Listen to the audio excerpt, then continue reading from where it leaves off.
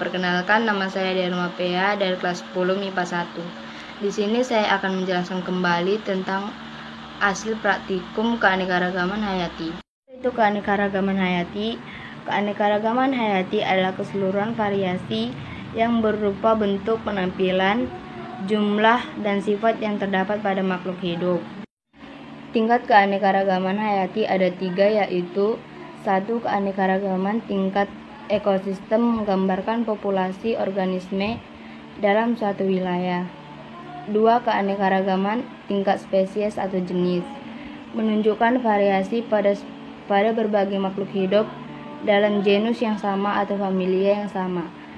3. Keanekaragaman tingkat gen, disebabkan karena adanya variasi gen dalam suatu spesies makhluk hidup yang merupakan pembawa sifat keturunan.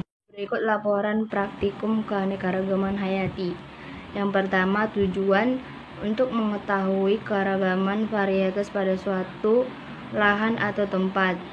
Pada suatu tanaman ada terdapat varietas serangga dengan jumlah yang cukup banyak, dan terdapat juga berbagai penyakit yang timbul pada tanaman yang menyebabkan gangguan secara morfologi maupun fisiologi.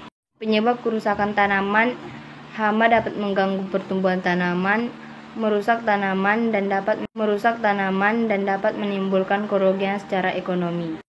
Penyebab lainnya yaitu akibat ulah manusia itu sendiri. Contoh penurunan keanekaragaman hayati yang berasal dari manusia yaitu: 1. Penggunaan bahan kimia yang berlebihan, penebangan pohon secara liar, perusakan terumbu karang, membuang sampah sembarangan, asap kendaraan, dan asap pabrik. Dari kelima contoh tersebut dapat diperkirakan memengaruhi penyebaran dan ketahanan makhluk hidup. Di penyelesaian ini, manusia menjadi tokoh utama untuk pelestarian keanekaragaman hayati.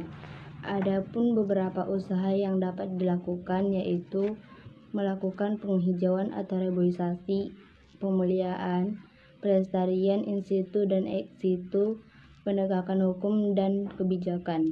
Kesimpulan, keanekaragaman hayati secara ilmiah dapat dikelompokkan menjadi skala organisasi biologisnya yaitu gen, spesies, tumbuhan, hewan, dan mikroorganisme secara khusus.